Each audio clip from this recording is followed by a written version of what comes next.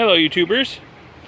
Well, it's time for another teardown scrap out video. I finally worked my way through all of those computers that I got on that last e-scrap pickup. Oh my god, there were a lot of computers. But they've all finally been scrapped out, and I'm down to the printers, which were on the bottom of the pile. And I gotta say, most of the printers are nothing special. A couple laser printers, there's not much in those these days. But these thermal transfer label printers are kind of interesting. Now there's a bunch of zebra printers in there, and there's really not that much of interest in them. But this printer looks a little different. This is a SATO CL412e, and I've never actually seen one of these before. Look at the back of it here. The lighting's a little harsh out here today, sorry. So we got a RS-232 interface, and it looks like, oh, what's the name of that interface? I can't remember. It's been too long. Is that HPIB, maybe? I don't know. So, yeah. So this is a little different. It looks like there's some stuff inside, maybe. There's a, what's this? Memory card option. Well, let's see if the memory card option's installed. Doesn't look like it.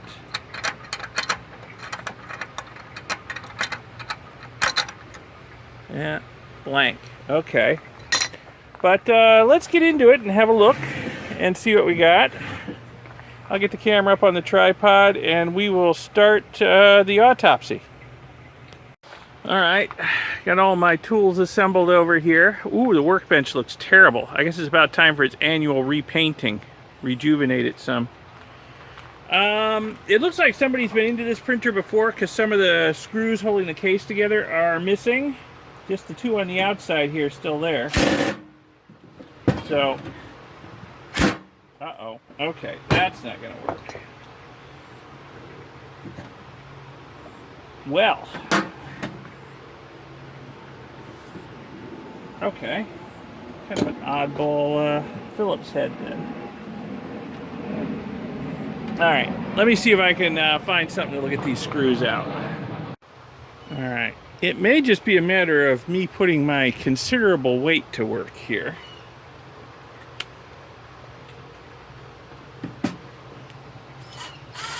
Ah, there's one. Okay. These screw heads don't really, none of them, they're Phillips, but none of my Phillips driver heads really seat in them very well. This one, I don't know, this one's all wobbled out, so now I'm just wobbling it out worse. Okay, let me try something else. There, it's turning. Okay, good. Yeah, somebody's definitely been into this before. Not making it easy on me. I'm glad the rest of the screws that hold this case on are missing. Judging by how much trouble these two gave me. Whoever was working on it before didn't want to put them back in either in case they had to get in it again, I'll bet. Oh, let me show you this. This is the inside of the printer. I've actually worked on printers like this before back when I was still working as an engineer for a pharmaceutical company. We had a lot of label printers, and a roll of label stock would go on here, and a roll of the thermal transfer stuff, this thin stuff here, would go on here, and they would both get pulled through, and there's a thermal transfer head in here, and the labels would get spit out there. So that's how that works, but there's not really much of interest in this side of the printer here. Thermal transfer heads in there somewhere. That's kind of interesting, but I don't really think it's worth anything. And then up here there's a legend that tells you how to load the printer, which comes in really handy because sometimes it can be confusing. And there's a lever down here that opens and closes the mechanism so you can get the labels and and the print film through. All right. So now, the screws that are missing are over here. So this case back here should just lift off now. I've never worked on this kind of printer before, but they're all built kind of the same. Well, this is interesting. There's quite a bit more here than in the Zebra printers. We've got a little memory card here. Looks like maybe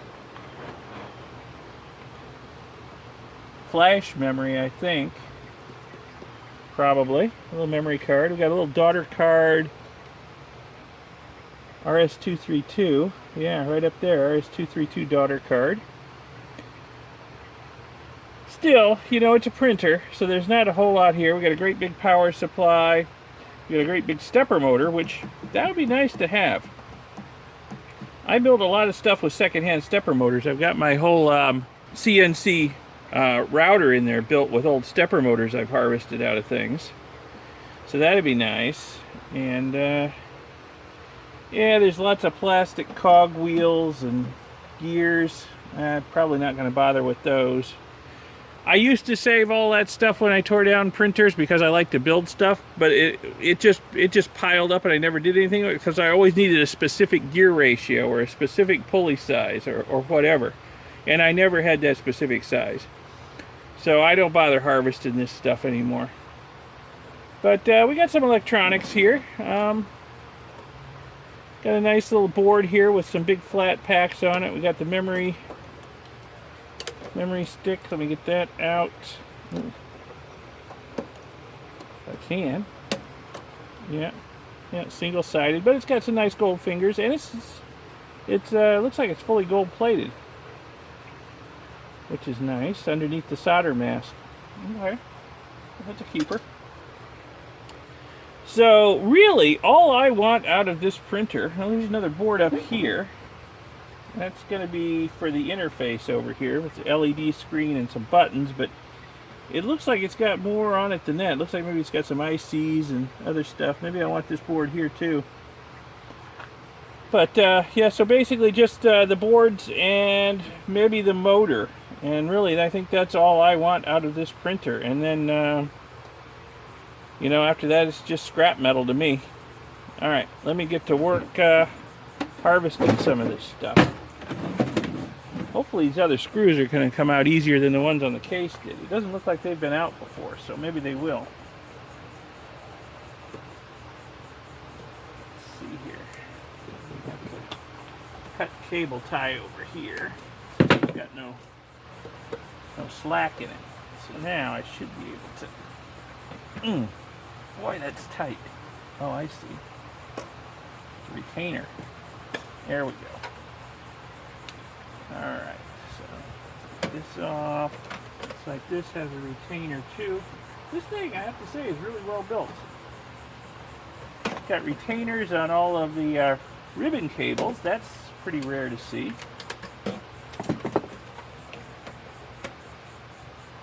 Yeah. Okay. Power connector.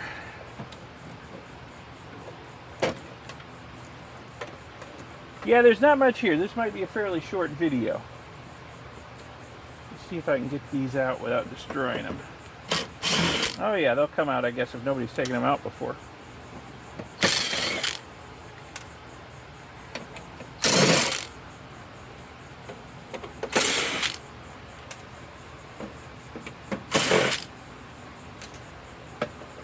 Okay. We'll look around here.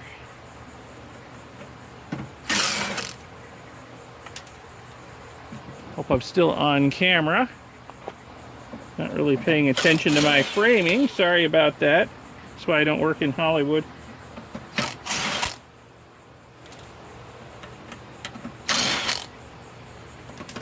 Let's see. I'm going to have to take those off. Get this out, it looks like.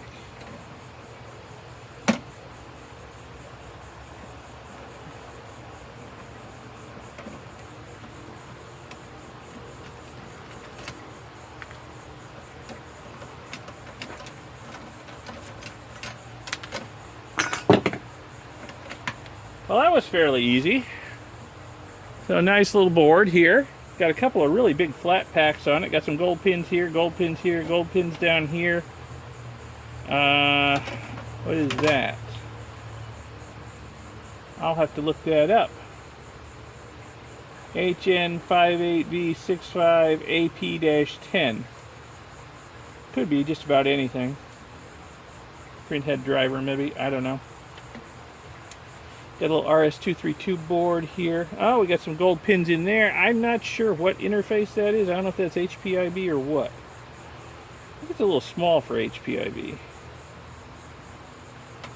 So, oh. That's interesting. Am I seeing that right? Yes. There's a little dip switch down here with gold-plated legs. Okay. There's some salvageable stuff here. Oh, look at that. That must be for the optional memory card where that would plug in. And that's all gold-plated, so that's nice. And we got a lot more chips on the back. Double-sided boards. I love double-sided boards. They are a bonus. So it's not a very big board, but it's got some good stuff on it. And it's double-sided, which is a bonus. These look like RAM chips. Those have good bond wires in them. Alright, so there's one board. Let's see if I can get this other board out over here.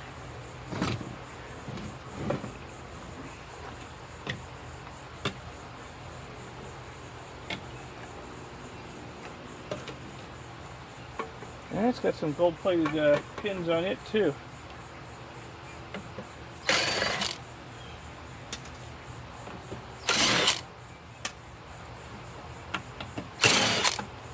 Let's see, is that all that's holding this thing in? Yeah. All right. Oh. Okay. So there's the LCD interface. I keep wondering if I could maybe...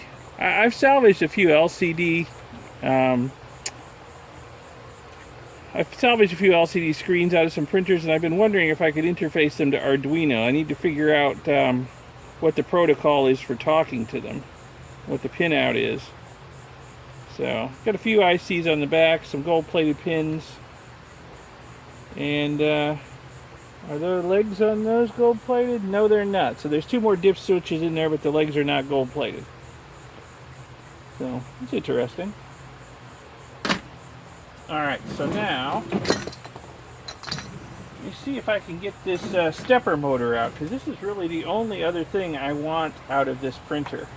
I really don't have a use for the, actually, you know what? I will take these too. These cable ties, these are nice for routing cables neatly. So, let's see if I can get this motor out. And it should come out fairly easily. I don't think I'm going to... Can I get this in there? I don't know. Don't want to wobble out the screws again. Oh, it's coming. Alright. And I don't know if I can get into this one though. And I can't get in there. For this one, I'm going to have to do it the old-fashioned way.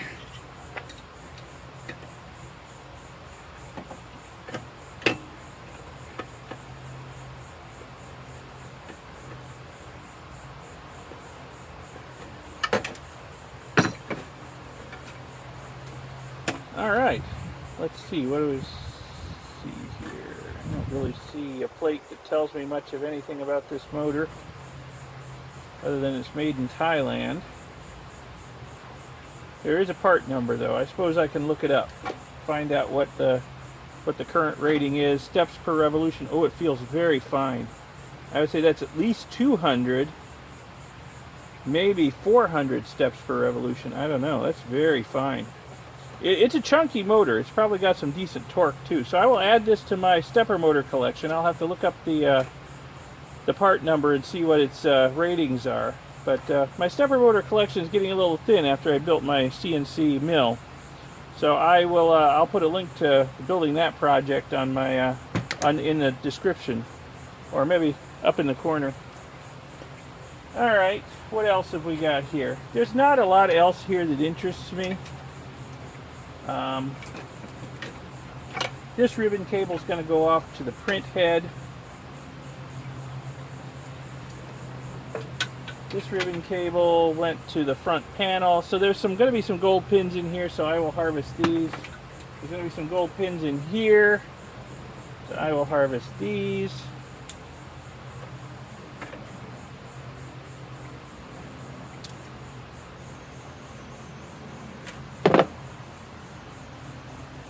Yep, gold pins, all right. Let's see. There's wires going off to various switches and interlocks on it to make sure that that it's feeding properly, that it's going to have some opto sensors in here. That's probably what this one goes to detect the edge of the labels, so that it knows where the end of one label is and the beginning of the other. I'm not sure where this power cable goes. What is that going to? Huh. Is there another motor in there? I didn't see another motor. Move this stuff out of the way, out of harm's way.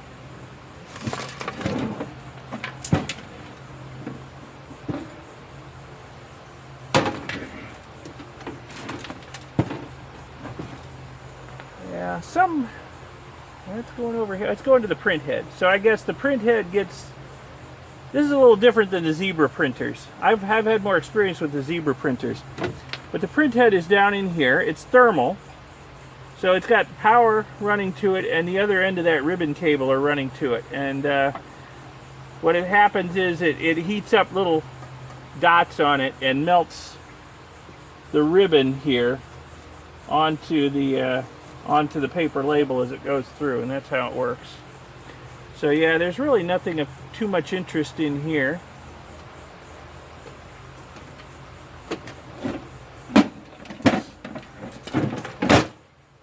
Alright, so I guess that's about it. Like I say, I'm not collecting most of these mechanical components anymore because I've got too many of them already and they're not doing anything because, you know, they're never quite right. What I might collect though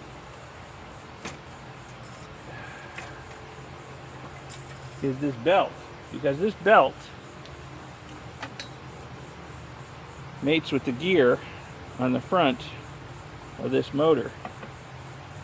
Of course, the gear on there won't be the right ratio for whatever I want to build, so I'll probably end up having to take it off. But hey, there's a belt that mates with it. And what else do we got? Do I want this other belt? Again, belts are almost never the right length either, but I can build stuff adjustable so that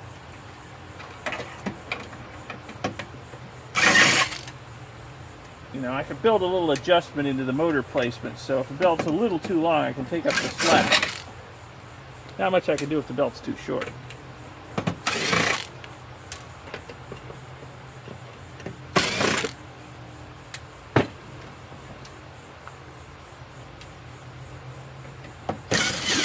Aha!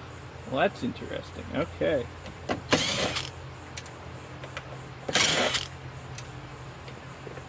See what they're doing here now. There's another one of these cable organizers.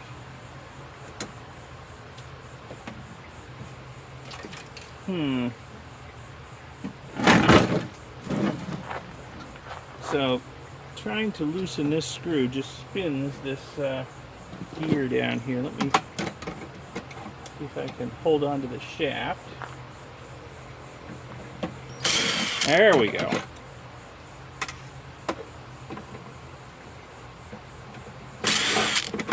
Gotcha.